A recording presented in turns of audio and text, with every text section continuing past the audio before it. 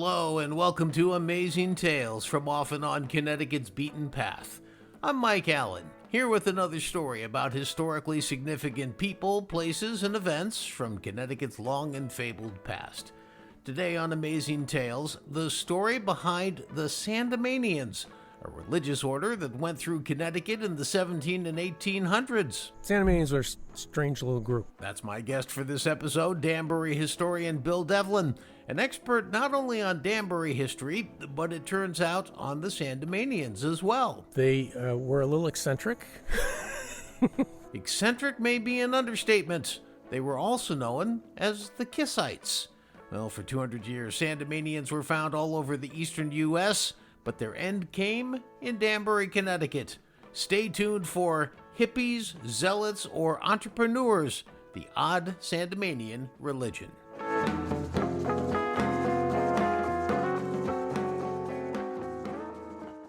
There was a religious order founded in Europe in the 1700s, which drew congregants from around the world. It's not one of the traditional names you're familiar with: Lutheran, Congregationalist, Presbyterian, Catholic, Episcopalian, Baptist, Methodist, Quaker, just to name a few. It's one of the larger religious orders you've probably never heard of before.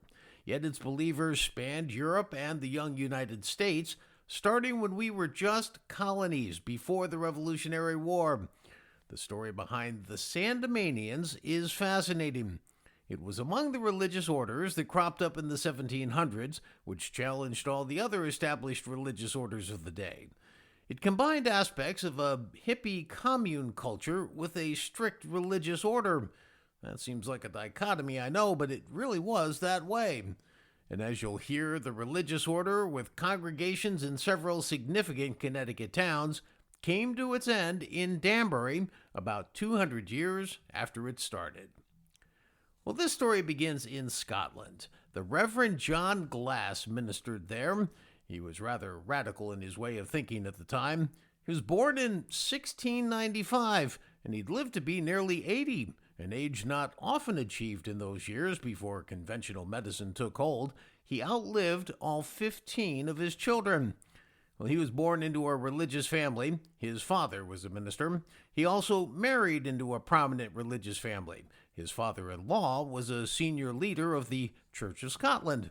The Church of Scotland was Presbyterian, a Protestant religion that didn't follow the edicts of either the Catholic Church out of Rome or the Church of England in London.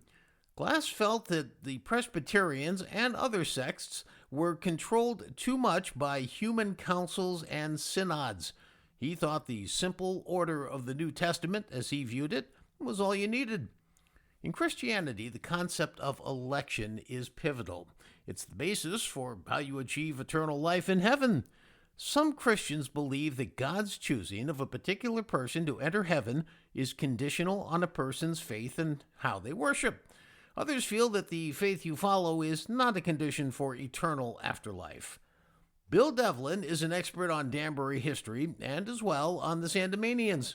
He says that John Glass was one of those who held an unconditional view. Glass believed that there is no faith experience necessary. All you had to do was say that you were saved and Jesus was your savior and you were good. Glass's view was definitely outside the mainstream learnings of the Church of Scotland. Bill says everything that Glass believed was based on a single fundamental principle. Anything that was in the Bible was permissible, but if it wasn't in the Bible, you couldn't do it. For example, they were not allowed to play cards, but they could dance and sing. After all, card playing was never mentioned in the Bible, although dancing and singing clearly were. Bill says that the singing and dancing part used to play out in public, and visiting clergy who came to observe left some rather critical commentary in their personal diaries, describing how ridiculous they looked because they were out on the green singing and having what looked like a bunch of college kids, having a rant out there. On their day off from work each week on the Sabbath, Bill says there was a formulaic two-part approach to the Sandemanian service. A couple hours of somebody in the congregation reading from the scripture and then, expounding on it. And then there would be a break and there would be this communal meal. Bill says that communal meal was an important part of the service. And that was their love feast.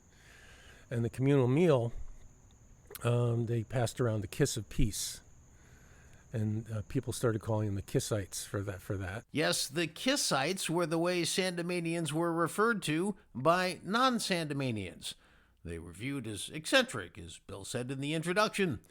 Despite these almost hippie-like aspects to this seemingly fun religion, Bill says there was a more draconian side to it. Within the group, there was like this consensus rule. So everybody had to agree on something.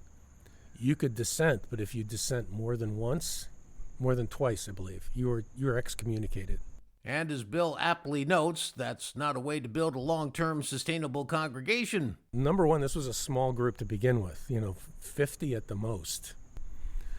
And you're throwing people out. Your prospects are not great. As Glass was building his movement in Scotland in the early going, he had a lot of difficulty promoting his views. He had a small, tight-knit group of followers, but the philosophy wasn't expanding far and wide beyond that. Well, enter his son-in-law, Robert Sandeman.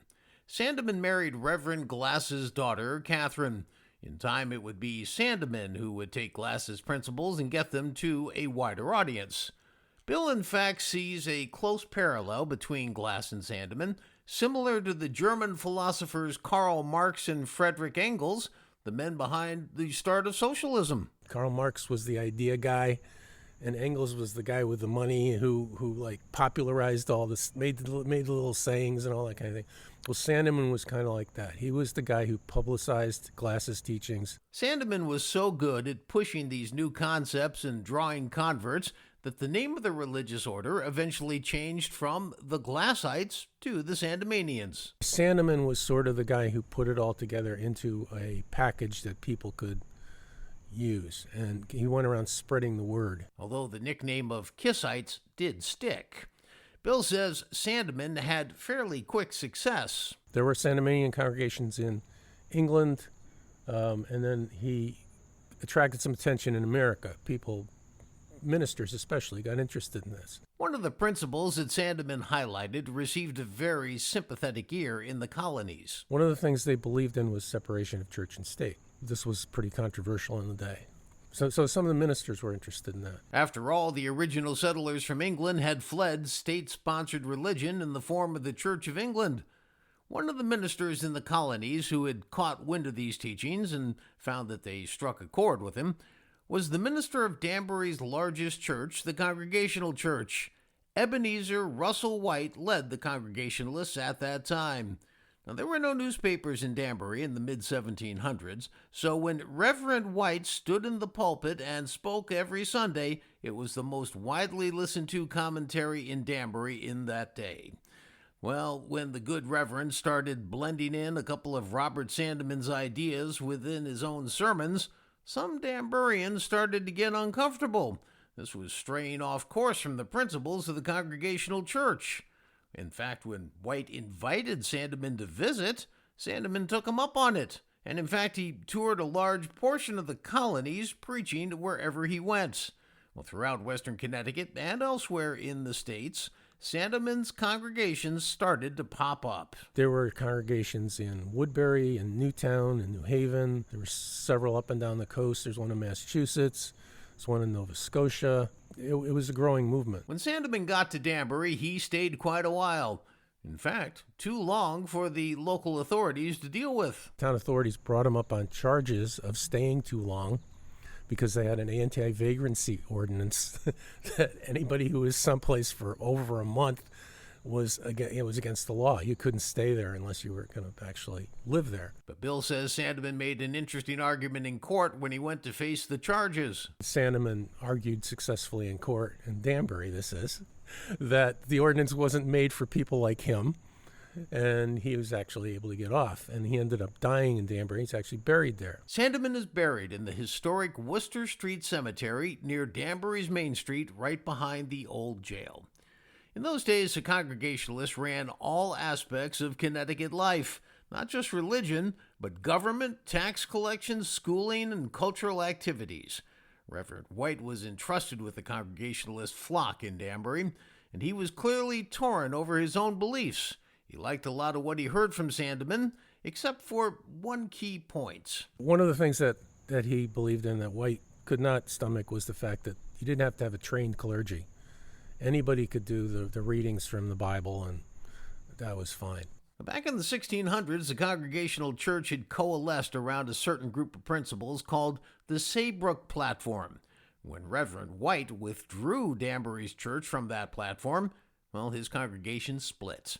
White's future would be debated around town. There were pamphlets published for and against Reverend White, and some defending him, some indicting him. And he eventually was tossed out of the Congregational Church. So White started a new church called the New Danbury Church. Roughly half the congregation followed him to this new church, and the other half stayed behind.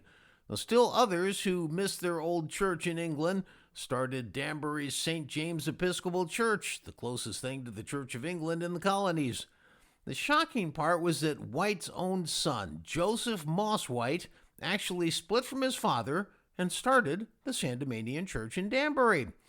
All of these changes came in a relatively short and compressed time period in the mid-1700s, while Connecticut was still a colony.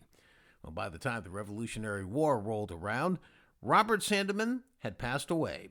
Now, Bill says, though, that importantly, the church was by then grounded to survive even without him. It's not like everybody was simply attracted to Sandeman the man. And they weren't a cult, because the ideas were the important things, not the charismatic leaders. In fact, Bill says they were a very cohesive organization. They were very much a tight community, and you saw over time there's a lot of intermarriage within the group. But as the Revolutionary War broke out, one fundamental belief in the church caused some long-term problems for the group. They believed in render unto Caesar the things that are Caesar's, and to God the things that are God's. So you don't get involved, you don't challenge civil authority. And that's precisely what the Revolutionary War was all about, challenging civil authority.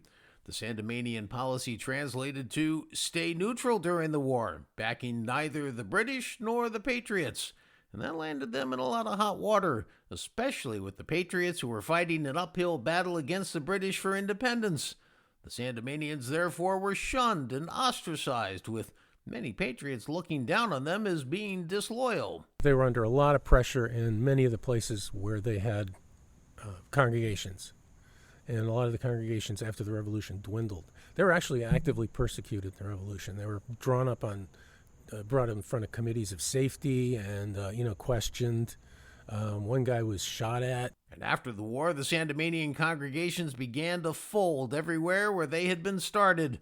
Bill says, though, there was one notable exception. Danbury survives. Danbury attracts people from these other congregations, and some of them are very significant, very entrepreneurial type folks. The importance of this for shaping Danbury's future can't be overstated. A lot of big names and entrepreneurs came to Danbury from New Haven or Fairfield. Among them was Nathaniel Bishop. He was founder of the comb manufacturing industry. That was the main rival to Hatting and Danbury for the early years of both of those industries. Now, he was from New Haven and actually led the Danbury Sandemanian branch for a bit. Also the Tweedy family. They ran the biggest hat factory in America in the 1850s.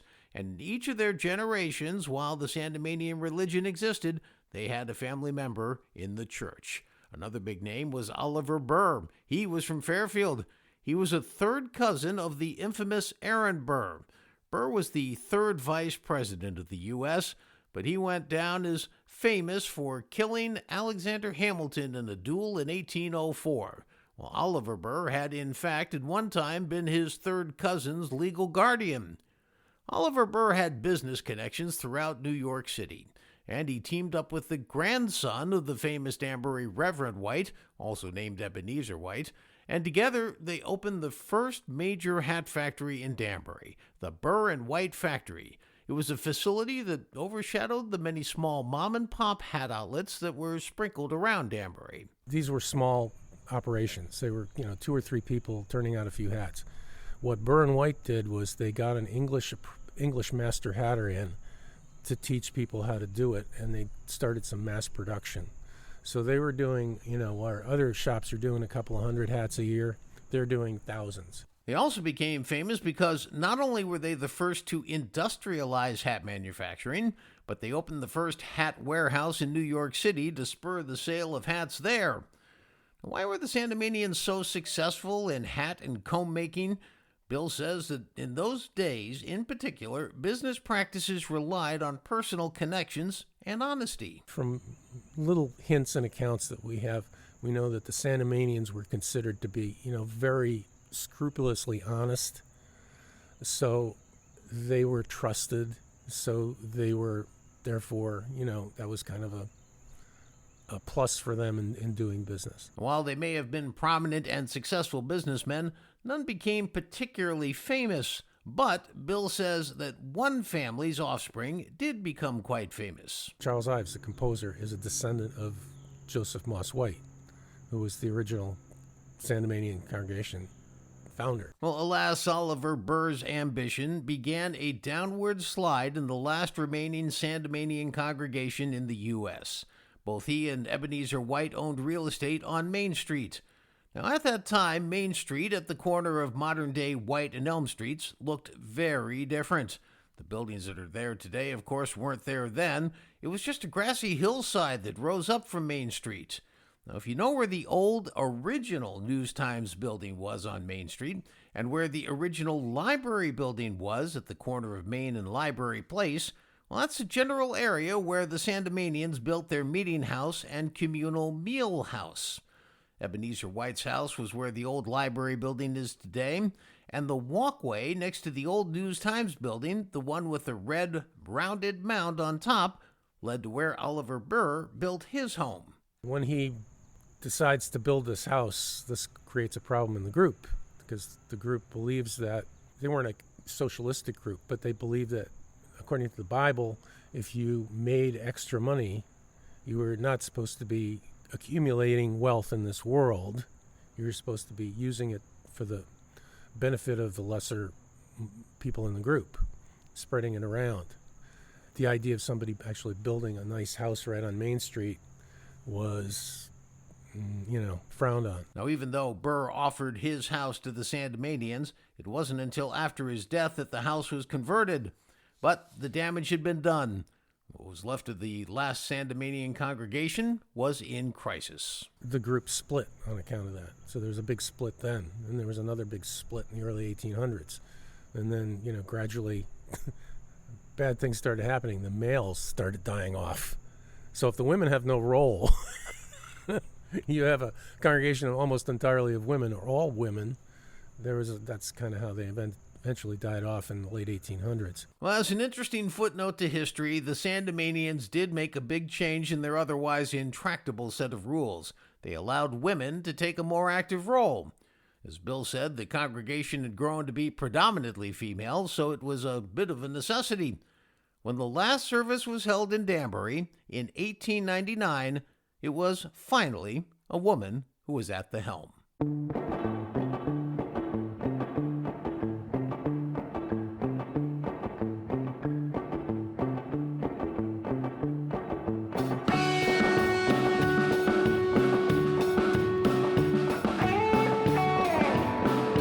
Well, that's it for this episode of Amazing Tales from Off and On Connecticut's Beaten Path. I want to thank my guest for this episode, Bill Devlin, expert on both Danbury history and the Sandemanian religious sect. Please follow me on my main podcast website, amazingtalesct.podbean.com.